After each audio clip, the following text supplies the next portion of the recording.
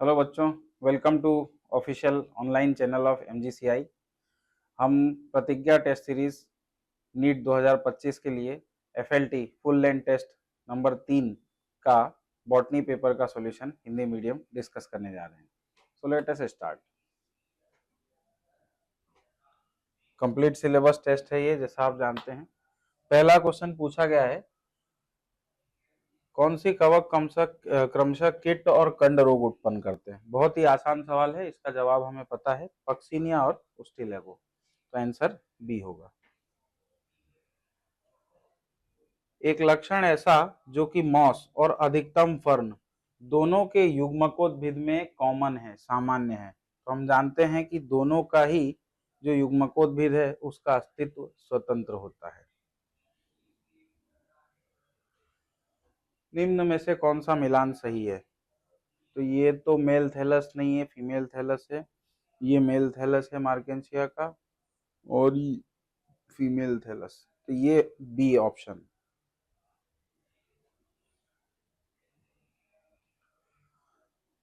Mitochondria वायवीय श्वसन के स्थल हैं। अच्छा, पूछा क्या है?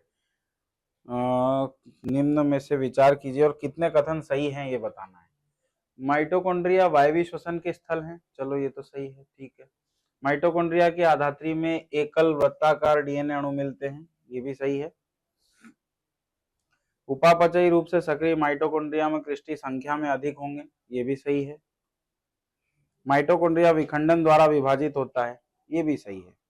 तो इस हिसाब से आंसर हो गया डी यानी कि 4। नेक्स्ट क्वेश्चन, जोड़े मिलाना है। इंसुलिन तो हार्मोन है,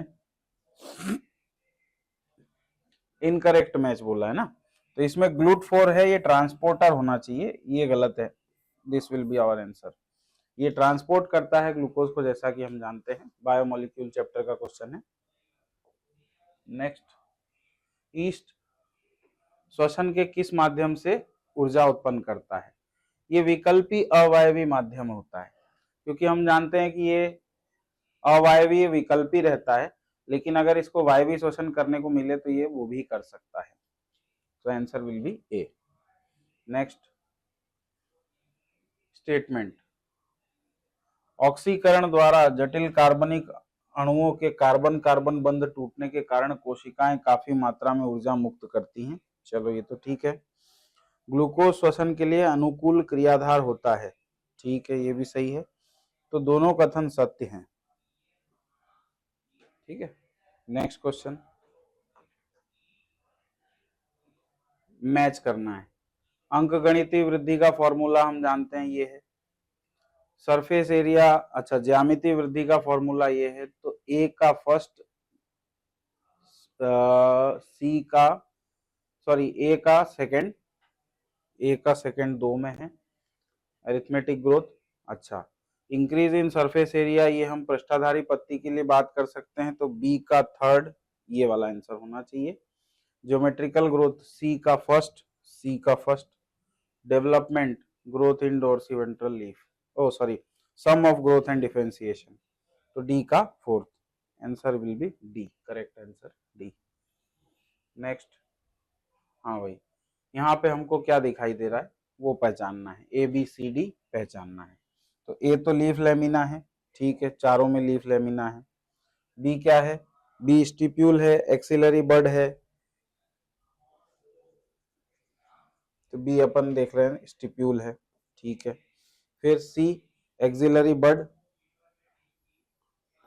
और D leaf base, so B will be right answer.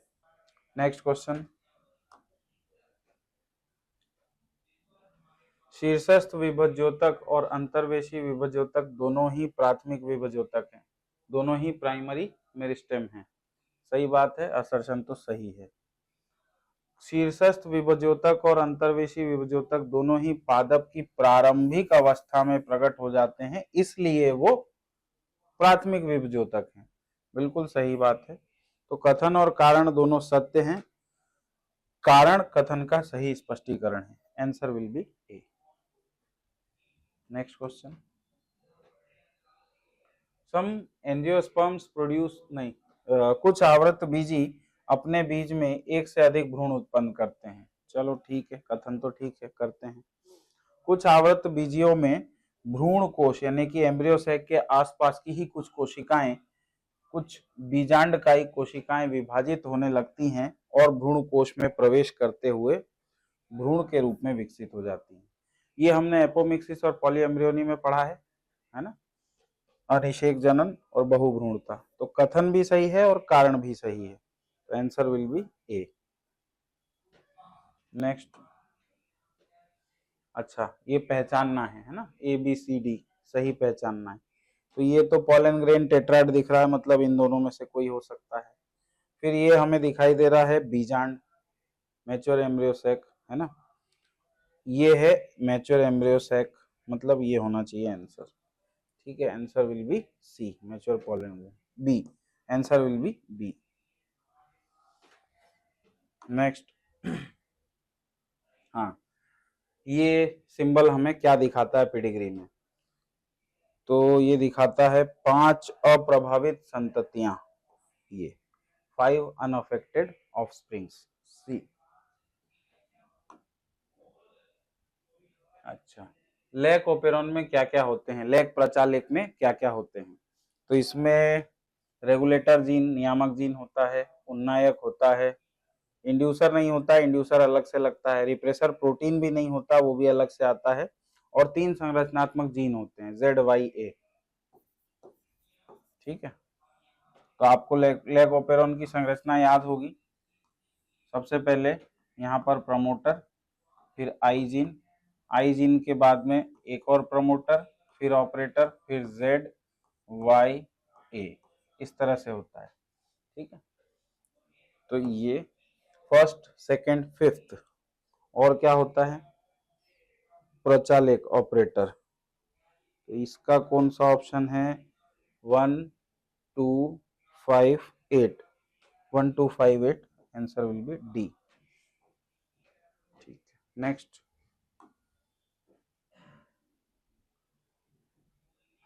DNA non template, non template वाले स्ट्रैंड की बात कह रहा है। नॉन टेम्पलेट स्ट्रैंड, भाई एक टेम्पलेट स्ट्रैंड होता है, एक कोडिंग स्ट्रैंड होता है, तो कोडिंग यानी कि नॉन टेम्पलेट बोल रहा है। कोडिंग किसके जैसा दिखता है, तो जो आरएनए बनने वाला है उसी के जैसा दिखता है, फर्क बस इतना रहता है कि एक ही जगह यू आ जाता है उसमें, तो इसके हिसाब से आंसर होना चाहिए।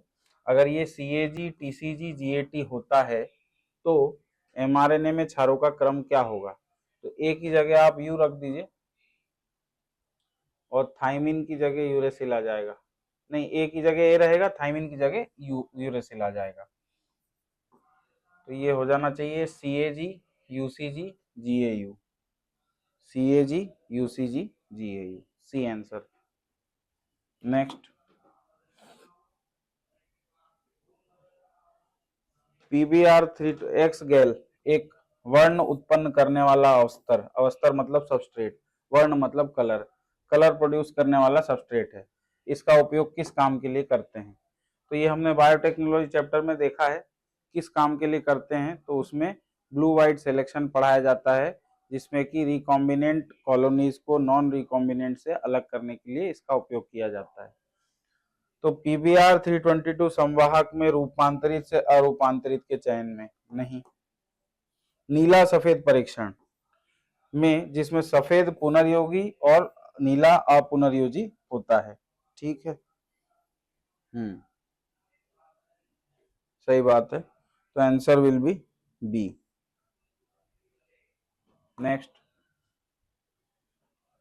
डीएनए कोशिका झिल्ली से होकर नहीं गुजर सकता क्योंकि डीएनए एक जलरागी अणु है, बिल्कुल सही बात है, कथन कारण दोनों सही हैं और कारण सही व्याख्या भी करता है।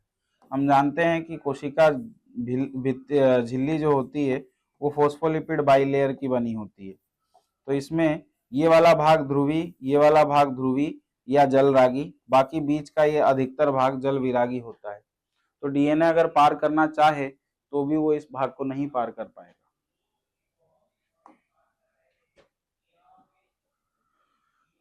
निम्न में कौन सा कथन गलत है, सूक्ष्म अंतःक्षेपण माइक्रो इंजेक्शन विधि से पुनर्योगज डीएनए को सीधे जंतु कोशिका के केंद्रक के भीतर अंतःक्षेपित किया जाता है, मतलब सीधे हम केंद्रक के अंदर डाल पाते हैं। सही बात है।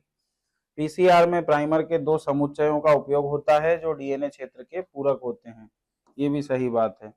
अल्फा लैक्टेल्बुमिन का उपयोग एम्फीसीमा के निदान में होता है, नहीं ये बात गलत है। This will be the answer, answer will be C, क्योंकि अल्फा लैक्टेल्बुमिन हम जानते हैं कि बच्चों के पोषण के लिए दूध के अंदर अच्छी पोषक गुणवत्ता बढ़ाने के लिए काऊ में प्रोड्यूस किया गया था।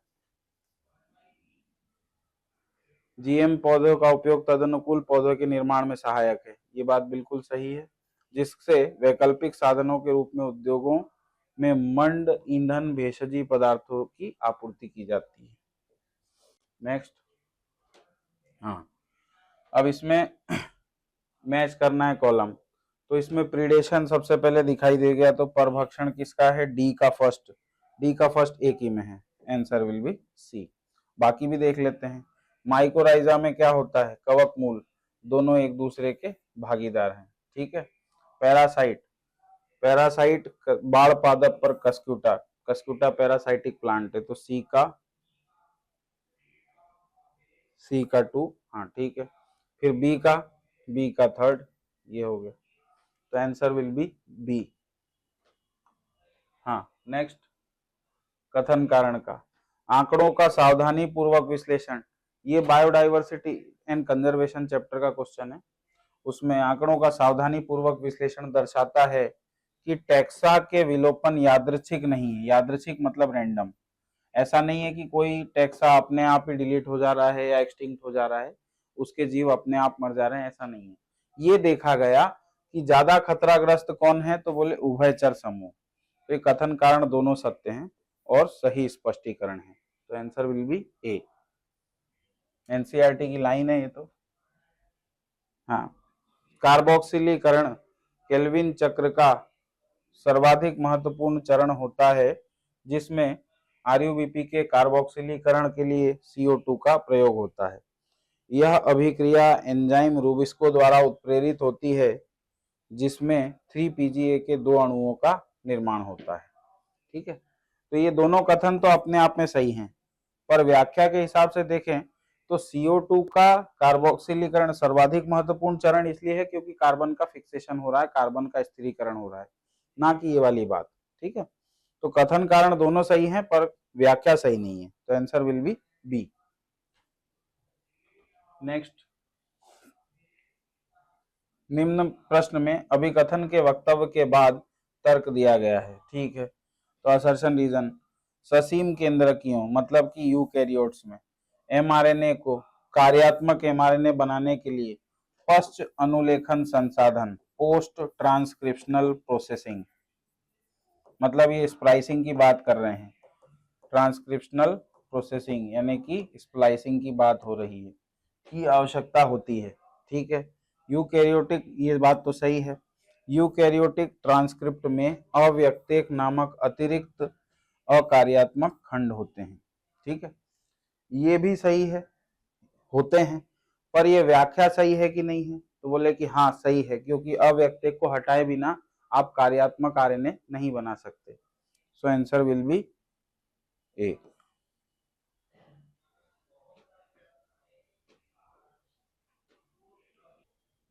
सही विकल्प चुनिए। दही जमाने के अलावा LAB दही में विटामिन B12 की मात्रा बढ़ाकर उसके पोषण की गुणवत्ता सुधारता है। चलो ये तो सही है, इसमें कारण भी अपने आप में दे दिया है। दूसरा, जब मनुष्य के आमाशय में लैब उपस्थित होता है तो सूक्ष्म जीवियों से होने वाले रोगों को रोकता है। दोनों बातें LAB से संबंधित है, दोनों बातें सही है, पर कारण नहीं है ये, तो answer will be B. Next, prokaryote में उपस्थित अतिरिक्त गुणसूत्री एक्स्ट्रा क्रोमोसोमल छोटा स्मॉल वर्तुल सर्कुलर डीएनए कहलाता है प्लाज्मिड। प्लाज्मिड की डेफिनेशन ही यही थी। नेक्स्ट, कवक की काय फंगस, कवक की काय, ठीक है, पतले धागे की तरह होती है जिसे कवक तंतु कहते हैं। कवक तंतु के जाल को कहते हैं कवक जाल। भैया इससे आसान प्रश्न तो हो ही नहीं सकता था। Next, A B C D हमें पहचानना है। तो ये फोटो में हमें जो ये दिख रहा है वो आरएनए होना चाहिए, बी कैप्सिड होना चाहिए और सी हेड होना चाहिए। तो RNA capsid head, B will be the right answer. Next,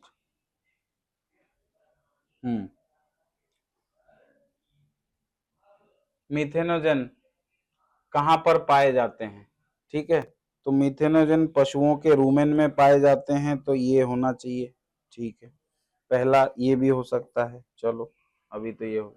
bacteria are sole members of kingdom Monera, तो ये मोनेरा, ये आंसर है। Answer will be B. Methanogen convert में आद्य बैक्टीरिया तथा अन्य बैक्टीरिया में कोशिका भित्ति भिन्नता होती है। मिथेनोजन गाय के गोबर के अंदर उपस्थित कार्बन जैसे सेल्यूलोज का किण्वन कर उसे गोबर गैस या मीथेन में बदलते हैं। तो आंसर विल बी बी। 3 अलग अलग चैप्टर का क्वेश्चन मिला के बनाया गया ये। ठीक है, निम्नलिखित में से कौन सा कथन गलत है? कवक और पौधों की जीव द्रव्य झिल्ली के बाहर पाए जाने वाले आवरण कोशिका भित्ति होती है। कवक में भी होती है और पौधों में भी होती है। ठीक है भाई, ये सही हो गया। कोशिका भित्ति पादप कोशिका को यांत्रिक हानि और संक्रमण से बचाती है। ये भी सही है, कोशिका भित्ति इस तरह का काम करती है। कोशिका भित्ति कोशिकाओं के बीच आपसी संपर्क बनाए रखती है। ये भी सही है। शैवाल में कोशिका भित्ति सेल्यूलोज, हेमीसेल्यूलोज, काइटिन, ये गलत हो गया। काइटिन फंगस के अंदर होता है। तो आंसर विल बी डी, गलत चुनना था। नेक्स्ट, ये मॉलिक्यूल दे रखा है, ट्राइग्लिसराइड का स्ट्रक्चर दे रखा है और पूछा गया है कि R1, R2, R3 क्या है। तो हम जानते हैं R1, R2 और R3 फैटी एसिड चेन होते हैं। R1, R2 और R3 ये कार्बन चेन होते हैं, तो ये फैटी एसिड्स। नेक्स्ट, अब यहाँ मैच करना है शायद। हाँ, कौन सी चीज सही युग्म का चुनाव कीजिए। तो ये ग्रीन वाला जो है ये क्लोरोफिल ए जो है क्लोरोफिल बी, ब्लू वाला है क्लोरोफिल ए। तो सी होना चाहिए क्लोरोफिल ए और ए होना चाहिए क्लोरोफिल बी, बी होना चाहिए कैरोटीनॉइड। तो सही, सभी सही में answer will be D. Next, match the column 1 with column 2। Pyruvic acid से acetyl coenzyme A link reaction. तो पहले का हो जाना चाहिए सी, पहले का सी 2 जगह है। फिर ग्लूकोज से ग्लूकोज 6 फॉस्फेट बना, ये बनता है ग्लाइकोलिसिस में। तो दूसरे का ए, ये आंसर होना चाहिए। ठीक है, फिर भी और देख लेते हैं। सिट्रिक एसिड से अल्फा कीटोग्लूटरिक एसिड, ये तो क्रेब्स साइकिल में होता है, मतलब 3 का डी। पायरुवेट से लैक्टिक एसिड फर्मेंटेशन, 4 का बी। आंसर है ए। ठीक है, निम्न में से कितने कथन एथिलीन के लिए सही हैं? एथिलीन के लिए कौन कौन से कथन सही हैं? तो ये गहरे पानी में धान के पौधों में पर्णवृंत की तीव्र दीर्घीकरण, लीफ पिटियोल का fast elongation, rapid elongation promote करता है। ये कथन सही है। Accelerate abscission in flowers and fruit, thinning of cotton, cherry and walnut, सही बात है, ये भी हो सकता है, सही है। ये अक्ष की लंबाई बढ़ाने की क्षमता, ये बात गलत हो गई। तो फर्स्ट और second this is the right answer, C. Next, a group of cells showing linear growth pattern at t is equal to 15 second. कोशिकाओं का एक समूह है, रैखिक विकास स्वरूप दर्शाता है। ठीक है, time t is equal to 0 पर कोशिकाओं का नंबर है 1500। ठीक है, विभाजन की दर 10 कोशिका प्रति सेकंड है, मतलब प्रति सेकंड यहाँ पर कितनी कोशिकाएं ऐड होती जाएंगी। तो फॉर्मूला हमें ध्यान होना चाहिए, L T is equal to L0 plus RT arithmetic growth के लिए। अब वो L मतलब लंबाई था, हम नंबर के लिए यहाँ पर लिख लेते हैं NT N0 प्लस RT।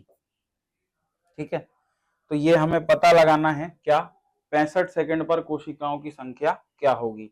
ठीक है, तो ये हमें पता लगाना है। अब टाइम देख ले, n0 क्या है 1500, 1500। r क्या है रेट 10 कोशिका प्रति सेकंड, मतलब r की वैल्यू आ गई 10। टाइम कितना है 65 सेकंड, तो 65 t0t। अब इसमें देखने पर आंसर आता है कि भाई 65 में से 15 घटा दिए, बचा कितना 50। तो हमें 50 सेकंड बाद का बताना है, तो 10 इंटू टी बराबर 50 लेंगे, आंसर आ जाएगा 2000। 65 सेकंड बाद 2000 कोशिकाएं, ये रहा आंसर। ठीक है, नेक्स्ट। हाँ भाई, इसमें सही विकल्प चुने, तो सही विकल्प में मुलेठी, Fabaceae, Sesbania, Solanaceae, tulip, B will be the right answer. ठीक है, पादप भाग का अनुप्रस्थ काट सूक्ष्मदर्शी में निम्नलिखित शारीरिक लक्षण दर्शाता है। दृढ़ उदकी हाइपोडर्मिस, दृढ़ उदकी मतलब हो गया स्क्लेनकाइमेटस, ठीक है, हाइपोडर्मिस। फिर भरण ऊतक में बिखरे हुए संवहन पुल, ग्राउंड टिश्यू में बिखरे हुए वेस्कुलर बंडल, तो ये तो मोनोकॉट का लक्षण हो गया। प्रत्येक संवहन पुल दृढ़ उदकी पुलाच्छद से घिरा हुआ, पुलाच्छद मतलब कवरिंग, इसके ऊपर संवहन पुल के ऊपर, ठीक है। उसके बाद संयुक्त कंजॉइंट, कोलेटरल, अवर्धी मतलब closed, close type of vascular bundle, और अंतः आदि दारुक जाइलम। ये सारे लक्षण जो हैं ये लग रहे हैं मक्का के तने के, मक्का का तना, राइट आंसर। ठीक है, क्वेश्चन 126। कुछ पुष्पों जैसे कि लिली में बाह्य दलपुंज और दलपुंज में विभेदन होता है, कैलिक्स, दलपुंज मतलब कोरोला, विभेदन होता है और इन्हें सहपत्र कहते हैं। विभेदन होने के बाद इसको सहपत्र तो नहीं कहेंगे, तो ये कथन गलत है। गुलाब और कमल में अंडप संलयित होते हैं, अंडप मतलब कार्पल, फ्यूज्ड कार्पल, नहीं ये भी गलत है, तो दोनों कथन गलत है, answer will be A. Next, नीचे दो कथन दिए गए जिसमें कथन कारण ठीक है। वाल्टर सटन और थियोडोर बोवेरी ने पाया कि गुणसूत्रों का व्यवहार जीन के व्यवहार के समानांतर था, सही बात है। जब उन्होंने कोशिकाओं का अध्ययन किया मियोसिस के अध्ययन के बाद में, तो जिस तरह से जीन का बिहेवियर बताया था मेंडल के प्रयोगों ने, वैसा ही उन्होंने क्रोमोसोम्स का बिहेवियर पाया था। थॉमस हंट मॉर्गन द्वारा वंशागति के गुणसूत्र सिद्धांत का प्रायोगिक सत्यापन किया गया था। ठीक है, तो ये दो अलग अलग बातें हो गई। गुणसूत्रों का व्यवहार जीन के समानांतर है, चलो ये तो ठीक बात है। थॉमस हंट मॉर्गन ने गुणसूत्र सिद्धांत का प्रायोगिक सत्यापन किया, ये भी सही बात है। तो अपने आप में है तो दोनों सही, पर व्याख्या वाली बात सही नहीं है, so answer will be B. Next, कथन कारण। द्विसंकर क्रॉस में लक्षणों का विसंयोजन एकल संकर क्रॉस के समान हुआ, मतलब ये कह रहा है कि डाइहाइब्रिड क्रॉस में जो लक्षणों का विसंयोजन हुआ वो मोनोहाइब्रिड क्रॉस के जैसा हुआ। अब इसका कारण, तो ये कथन तो सही है, होता है ऐसा। कारण, एक जोड़ी लक्षण का विसंयोजन लक्षण के दूसरे जोड़े से स्वतंत्र होता है, बिल्कुल सही बात है। इंडिपेंडेंट असॉर्टमेंट वाला नियम यही कहता है, स्वतंत्र अपव्यूहन वाला नियम, जिसके कारण लक्षणों का विसंयोजन एक जोड़े लक्षण का दूसरे जोड़े से स्वतंत्र होता है। तो कथन भी सही है, कारण भी सही है और व्याख्या भी सही है, तो आंसर विल बी ए। फिर सही सुमेलित कीजिए। जैकब और मोनार्ड लैक प्रचालित, ठीक है। एलेक जेफरी मानव जीनोम परियोजना, ये गलत है, इन्होंने तो डीएनए फिंगरप्रिंटिंग की बात कही थी। गुणसूत्र संख्या 1 से जीन 231, नहीं 2968 से, ये भी गलत। Y gene transacetylase, Y gene lac operon का परमीएज, ये भी गलत है, answer will be A. Next, हाँ भाई, स्थान की पूर्ति के लिए सही विकल्प का चुनाव कीजिए। यदि कोई प्रोटीन कूटलेखन जीन किसी विषमजात परपोषी, ये एनसीईआरटी की लाइन है सीधी सीधी, तो विषमजात परपोषी में अभिव्यक्त होता है तो इसे पुनर्योगज प्रोटीन कहते हैं। Answer is B. Next match करना है कॉलम एंजाइम और उसके संसाधित पदार्थ से, उसके अवस्तर से। ठीक है, तो जैसे लाइसोजाइम, तो ये बैक्टीरिया की सेल वॉल, ए का 3 तो एक ही ऑप्शन में है, यही शायद पहले ही आंसर लग जाना चाहिए, बाकी भी देख लेते हैं। सेल्यूलोज, प्लांट की सेल वॉल सेल्यूलेज, बी का 5। ठीक है, अब तो पक्का हो गया। काइटिनेज, फंगस की cell wall, ribonuclease, RNA, D का 4, प्रोटीएज प्रोटीन। बहुत ही आसान क्वेश्चन था। हाँ, असत्य कथन का चयन कीजिए। पारजीवी जंतुओं के 95% से अधिक खरगोश हैं, ये चूहा है। पहला ही कथन असत्य है, आंसर यही होना चाहिए, बाकी भी देख लेते हैं। टीके की सुरक्षा के जांच के लिए पारजीवी चूहों को विकसित किया है, सही बात है। बासमती चावल की 27 पहचानी गई किस्में भारत में उगाई जाती, सही बात है। एंजाइम संलग्न प्रतिरक्षा शोषक आमापन, एलाइजा, प्रतिजन प्रतिरक्षी पारस्परिक क्रिया के सिद्धांत पर कार्य करता है, बिल्कुल सही बात है। नेक्स्ट, हाँ, अनट्रांसलेटेड क्षेत्र आरंभन प्रकूट के पूर्व, मतलब यूटीआर, अनट्रांसलेटेड क्षेत्र यूटीआर, आरंभन यानी कि ये हो गया आपका इनिशिएशन कोडोन के पहले और समापन कोडोन, टर्मिनेशन कोडोन के पश्चात आरएनए के क्रम है। ठीक है, बिल्कुल सही बात है। अनट्रांसलेटेड क्षेत्र एमआरएनए को स्थायित्व प्रदान करते हैं, भैया ये वाली बात सही नहीं है, और स्थानांतरण की दक्षता को बढ़ाते हैं, ये बात सही है। तो आधा सही है आधा गलत है, तो अपन क्या माने, तर्क व्याख्या सही नहीं कर रहा है, ये माना जाएगा। तो answer will be B. Next, हाँ भाई, किसी आवास में सीमित संसाधन, मतलब आइडियल ग्रोथ वाला मैटर नहीं है, ये लॉजिस्टिक ग्रोथ वाला है। सीमित संसाधन, रियल टाइम की बात कर रहे हैं, तो समष्टि आरंभ में क्या दर्शाती है, तो हम जानते हैं इस तरह का ग्राफ बनता है। तो ये लैग फेज, फिर लॉग फेज, फिर स्टेशनरी फेज, फिर एसिम्प्टोट और फिर बाद में डिक्लाइन। तो ये वाली चीजें देखनी है। सबसे पहले तो पश्चात प्रवस्था, फिर त्वरण, फिर मंदन, फिर अनंत स्पर्शी और पोषण क्षमता। बाकी हाँ यही होना चाहिए आंसर। ठीक है, नेक्स्ट,